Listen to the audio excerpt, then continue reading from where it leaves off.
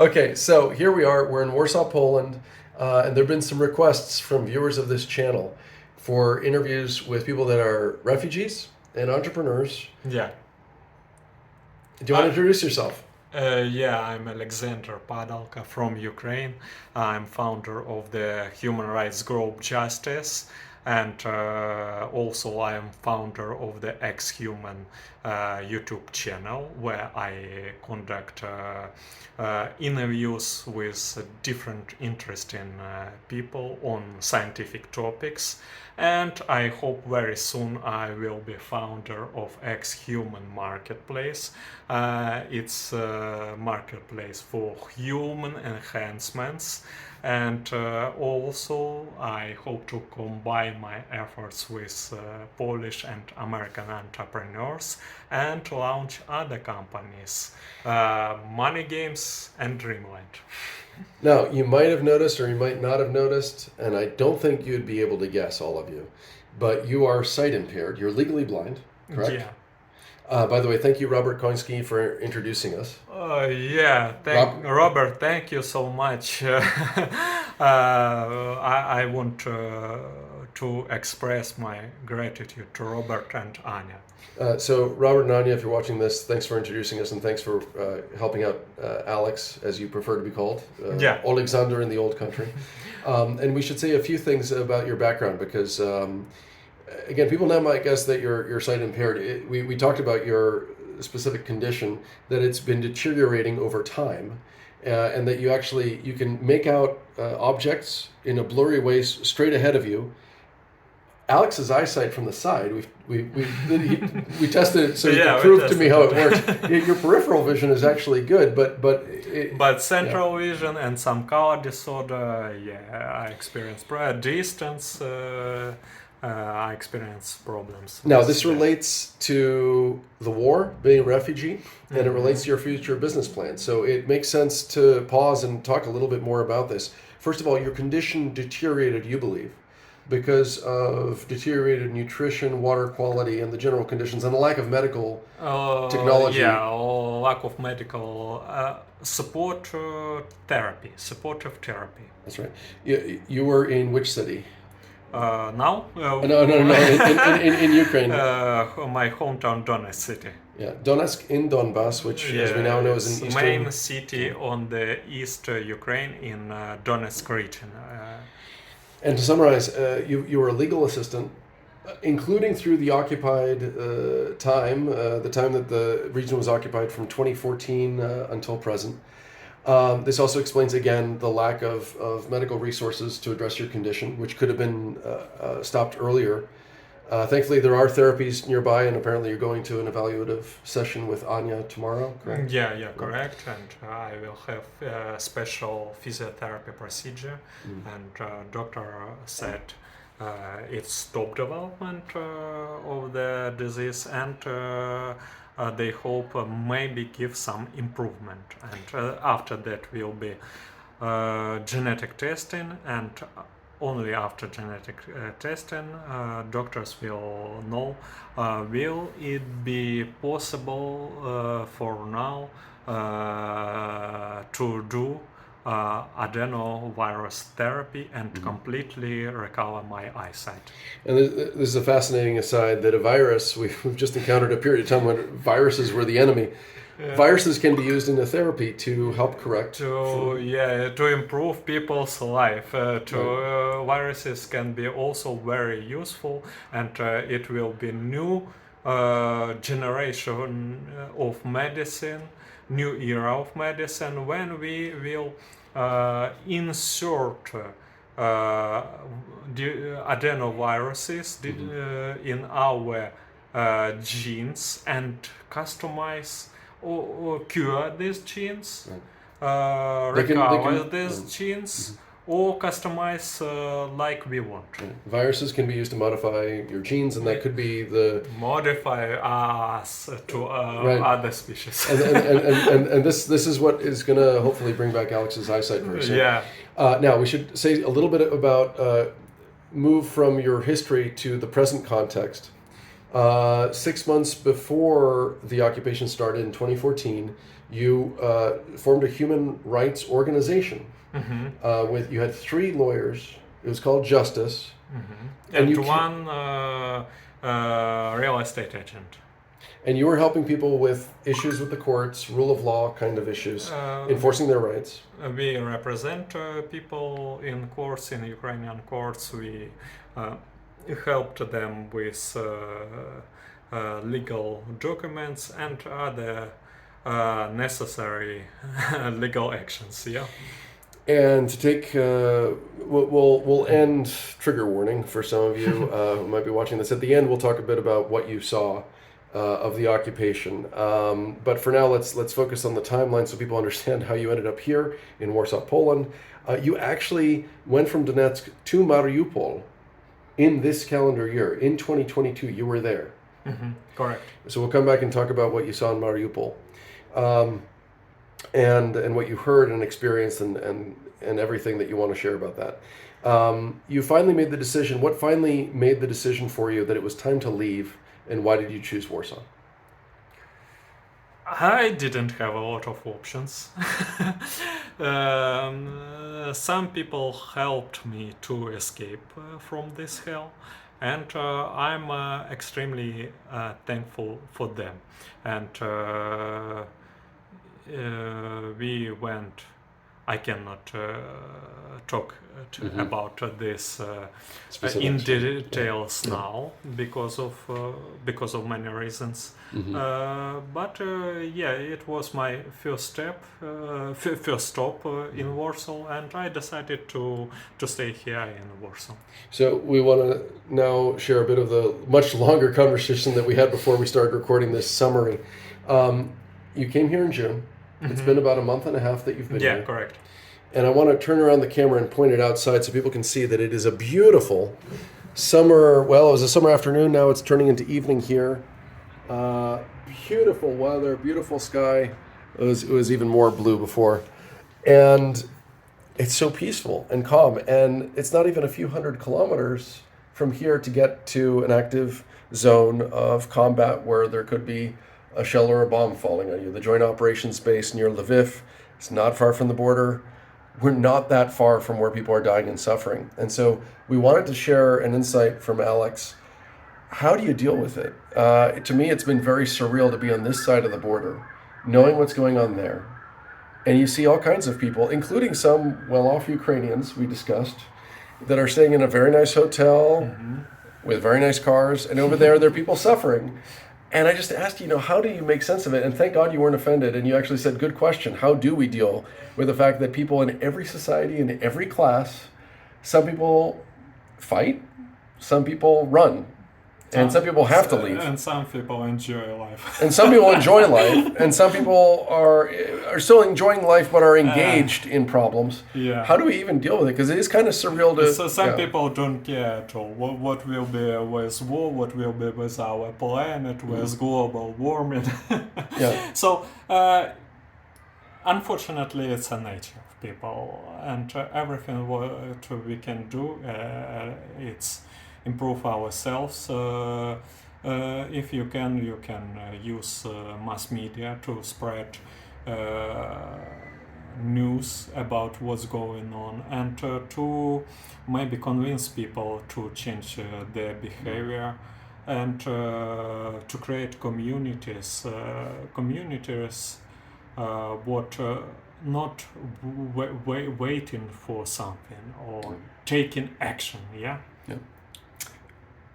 All right. Well, there's Alex's takeaway. Somebody who's been in a combat zone. He's seen and heard people die. And you don't hold a grudge against people. You're not angry with people that are not engaged, but you would like them to be engaged. I'm not getting any kind of anger from you. Let me explain you. A lot of people, what you mentioned, they will be useless on the war, because I know a lot of men who extremely afraid, scare of army, and especially war. So I don't want to have in my squad this people because we need professionals. We need professionals, professional soldiers, professional lawyers, professional entrepreneurs, professional in any industry. Makes sense. That's actually okay. So let's now another big point related to where we are right now is, again, let me point, because the sky is kind of incredible between the cloud, between that pattern in the clouds, the last bit of blue. Not far from this place, a lot of beautiful parks. Yeah.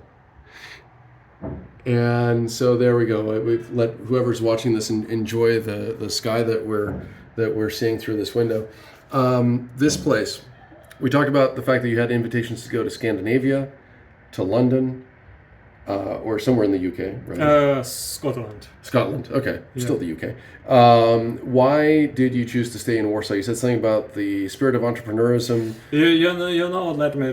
We already talked about that, and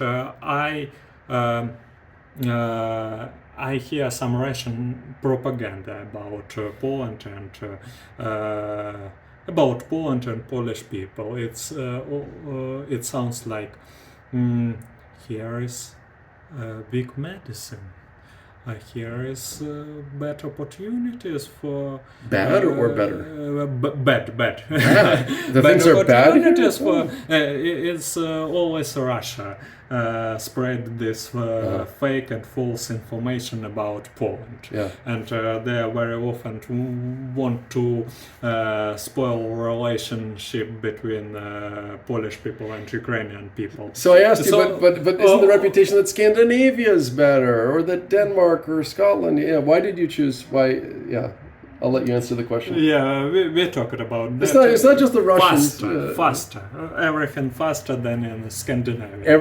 Meaning faster here. You said that innovation happens faster here. People don't wait for permission. Yeah, and I'm not sure that in Scandinavia people can afford, property.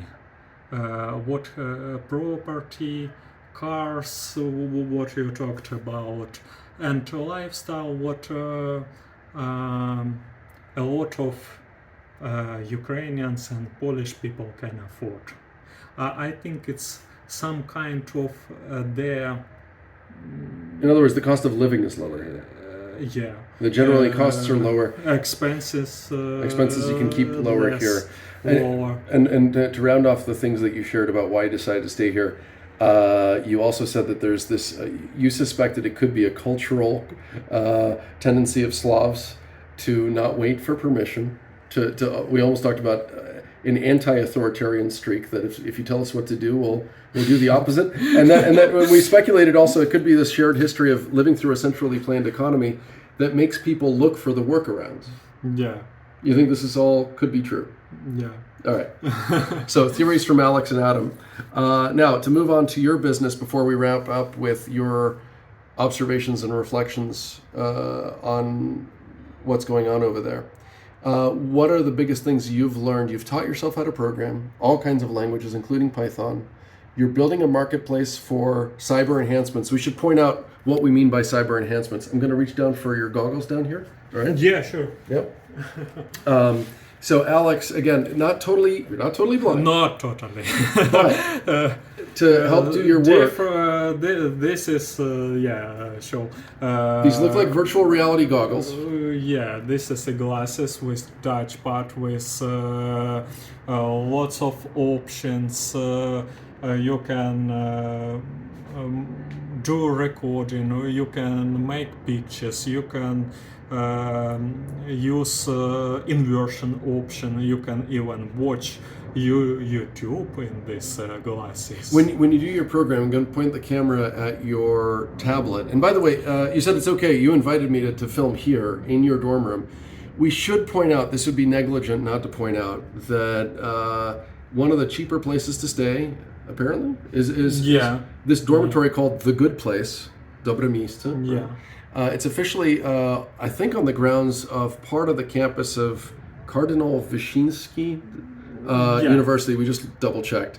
And we just want to say thanks for both Robert, who's, I think, who delivered me to this place and is helping helped me to stay here and support me.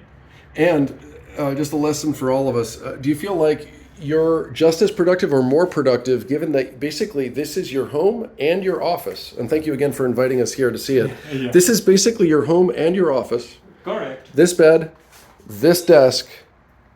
Talk about Spartan. And all that you have in the world is in this cabin. Is that right? Yeah. And do you find that it actually focuses the mind, that it focuses your day, that you don't have the distractions of a complete apartment? Is it actually almost better to be living like this to try to get your job done, or no, it's you'd prefer to? Now it's a very good place for me because I'm completely focusing on moving ahead, and 3 times a day I have meal. Breakfast at 8:30 a.m. Then dinner, or people prefer to say lunch in nowadays, at 2 p.m. and at 6 p.m. Supper, dinner. We better be wrapping up so you can get to your dinner. So I don't need to cook for myself. I just go from my room to the cafeteria. To the cafeteria and get my meal. So now, lessons that you have learned so far. You taught yourself all of this programming. Your marketplace will be for, as we pointed out, these cyber enhancements, things like your goggles. Any other examples? Yeah, lots of, and market is huge. The market, and we will invite companies, inventors from different countries. I'm not sure about China. Why? Why would you be hesitant to include Chinese products? And you want to sit down? Maybe, but you know, communists use even my Xiaomi smartphone as a weapon. Russians use Kalashnikov as a weapon. The Russians got pretty good at cyber warfare too. No, misinformation and all that. China uses it as a soft power. Okay. But maybe we need to buy something from them and and to know how they manufacture these devices. Your plan is to grow organically, correct? I asked you, how do you plan to tap into a new market? You think that you can grow through word of mouth and by reaching out to the vendors? Yeah, because lots of people have interest to that. They're just waiting something like and that. And these marketplaces don't already exist. If I go on Amazon or the Polish version of Amazon, Allegro, it's not really Amazon. It's the native Polish online marketplace that is dominant. If you were to go there, would I not find things like these special vision enhancement goggles? Yeah, and I didn't check, honestly speaking, but I think yes.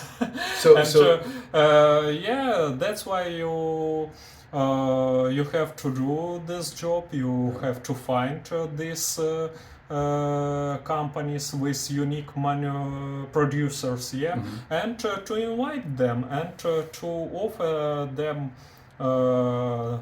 low cost, because I can offer them low cost for transaction.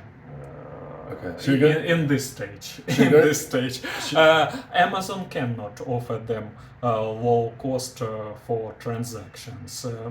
They usually take, if I'm not mistaken, 15 or even more percentage from each transaction. Also, they take some fees for opening account on Amazon, for opening something else. I don't remember. So they also take a lot of of fees additional to this 15% for each transaction. So this is interesting. That mine will be from 3 to 6. So one of the things we were just talking about design thinking at a hackathon and with some colleagues. Have you reached out to all of the, well, not all, but have you reached out to some stakeholders like these vendors, like potential customers, and have you confirmed this, that this is attractive to them, that there's a niche market for cyber enhancements? Niche market, yeah. And have you already gotten confirmation from them that yes, this is an area that you could make them happy? Some producers they said to me, just let us know when your marketplace will be ready. Wow. Okay. So you've already talked to them about their pain, the fact that they're not delighted with what already exists. It will company what produce hand prosthetics for hands, for people who lose their limbs, hands. And to clarify, maybe one last question before we get to your experiences in the war zone. It was really interesting. People might be guessing that you became interested in these cyber enhancements because you were losing your eyesight. Yeah. But you said that, but you also said that much earlier in life you were already convinced that the next phase of human evolution is going to involve cyber enhancements. That we're right since childhood. You were already convinced of this. Since childhood, I also like to play computer games, and computer games something like Deus Ex Human Revolution, and this or XCOM game, or one of my favorite movie, Ex Machine. Ex Machine? Ex Machine. Yeah. Or with Johnny Depp, Superiority or Transcendency. Transcendence. Yeah. Well, so you're inspired partly by science fiction, Yeah. much like some other famous entrepreneurs out there. One big lesson that you would give if my students ever watch this, what's your biggest advice now that you've worked in the area of human rights, you've worked as a legal assistant, you've worked in a war zone, and now you're working as a refugee, and you're sight impaired. And my first job was a referee, football referee. So you've got all these identities. You've dealt with several hardships, living in an occupied territory, seeing violence around you, keeping things going, making a living in an occupied area of the world, and now you're a refugee, sight-limited entrepreneur in a new place. What is the big lesson that you would share with anybody watching this? What got you through all these hardships? What was... Guys, it doesn't matter what happened. Keep moving forward and be extremely focused on your goals if you want to achieve them. And always stay strong, don't give up, and you'll break all barriers on your way. There you go. Simple, but hopefully profound. And now for anybody who still wants to watch the last, I don't know much longer we're going to go. Knowing us, we will go too long. You just cut them. Yeah, feel free to cut this off if you don't like hearing stories of what it's like in a war. But you said you're willing to describe it. It's, we have to shoot separate video, but let's talk about briefly what maybe main you wanna know about I think that people watching this, if they were attracted to watch this because you are somebody who's a refugee, who's an entrepreneur, who's overcome challenges, and you were there in Mariupol, I think anybody would want to know what have you seen or known, or what would you like to share that hasn't appeared already in the mainstream media? What did we maybe miss about what it's like to live there? now mass media show Not that I'm anti-mainstream media, by the way. I think that I don't actually like show fringe media. almost everything, but they cannot they don't have access to all crimes what doing occupation forces. It's the main problem that journalists, bloggers don't have access to camps where Russian fascist army tortured even not Ukrainian soldiers, civilians as well, if they want. And we don't see it, unfortunately, but we know about that very well. And I'm pretty sure we will see a lot of evidence and different terrible crimes in the near future, after liberation, after when corners, special investigators, prosecutors, international prosecutors, international investigators will work on this territory. And also it's not a secret that American satellites are recording recording online what's going on the Ukrainian territory with high resolution. Yeah, so we will see later in Gaga's tribunal, in Gaga's court, a lot of terrible crimes. There was crimes against humanity. There was a news story today that related to something that I haven't seen for a long time, which is these reports of mobile crematoria. Yeah, it's unfortunate. People knew about this only now, I think maybe several months ago. Yeah. But I knew about that since 2014, that they hit their losses and losses of civilians, and they use mobile crematory. So this is actually not something, because a lot of us learned about this, I think, just before or just at the start of the war. About from Second World War, when Germans use it, okay, now true. Russians use it. They learned from their old enemy. So it's beyond doubt in your mind, because it, like you say, that a lot of journalists don't have access firsthand to more than one account, so they can't corroborate things. But what we're reading from Kherson is that the air smells of burnt bodies. Is that what Mariupol was like? Could you?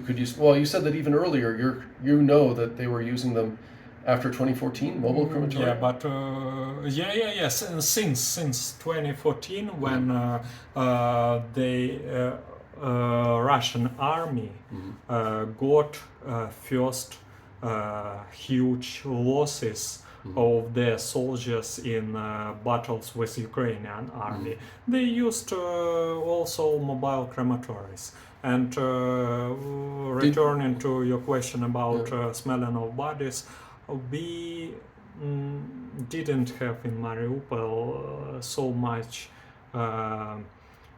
spreading infection and smell of bodies, just because when active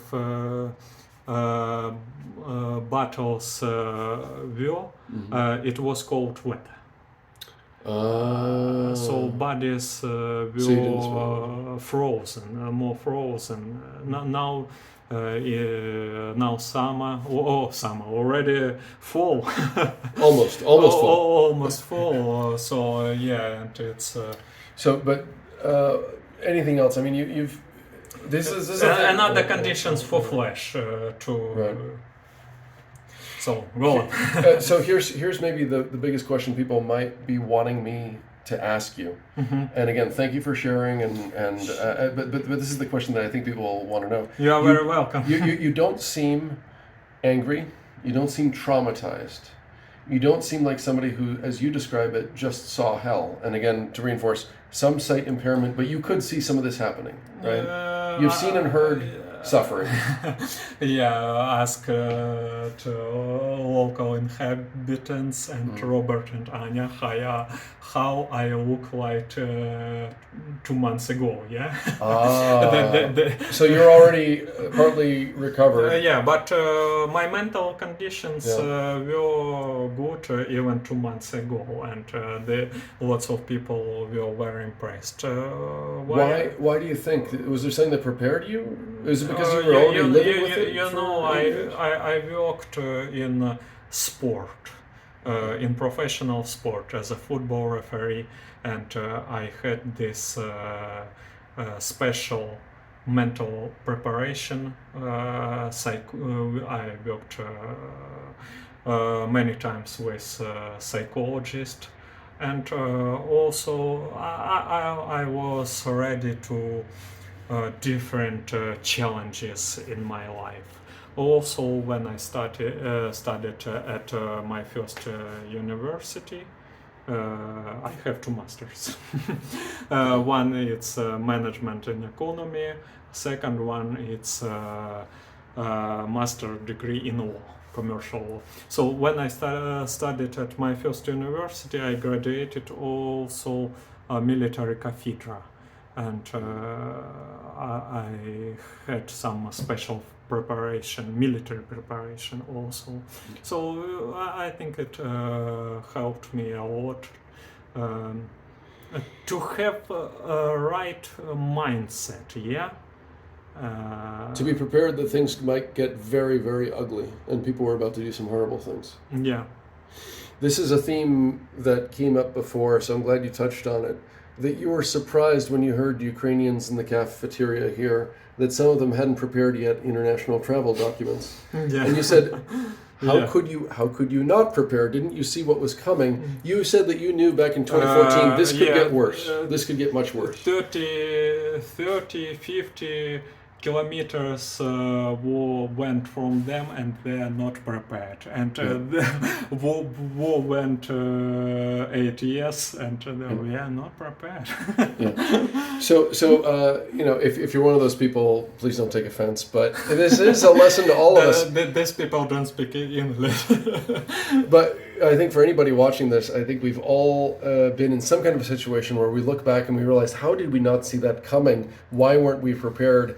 And so here it is. Here's proof that they lived like, well, they never touched me. It couldn't happen here. It couldn't happen here. It couldn't happen with me. Yeah. So the lesson is that you know, there's some people who take it a bit far and prepare for all kinds of ridiculous contingencies. But there you go. If you want to survive something that has really traumatized people, you say that the reason you weren't as traumatized as you could be is that you were mentally prepared. Yeah, just my physical, let's say, physical health, was damaged, but mentally I was prepared with my willpower and mental health, everything great. Yeah. Okay, we've been going for just over half an hour, so that's actually not a bad length. If there's a question that you wish I'd asked Alex, please feel free to write it in the comments. Alex, any final words, anything you wish I'd asked, anything that you really want to say to anybody that might stumble across this on YouTube? Guys, feel free to contact me. I think you can put Sure. my LinkedIn below the video in the description section, and join to Adam and me, and we will create a lot of useful projects for everyone. So be involved. There you go. Be involved, stay curious, be mentally prepared. Those are some tips from Alex, who has overcome his share of challenges in this world. So thank you for watching. And what should we end with? Slava Ukraina? Героям слава! It's honor for Ukraine and Honor to the people heroes. response honor to the heroes. And let me see if I can say thank you correctly. The побачення. Дякую bardzo. That's Polish.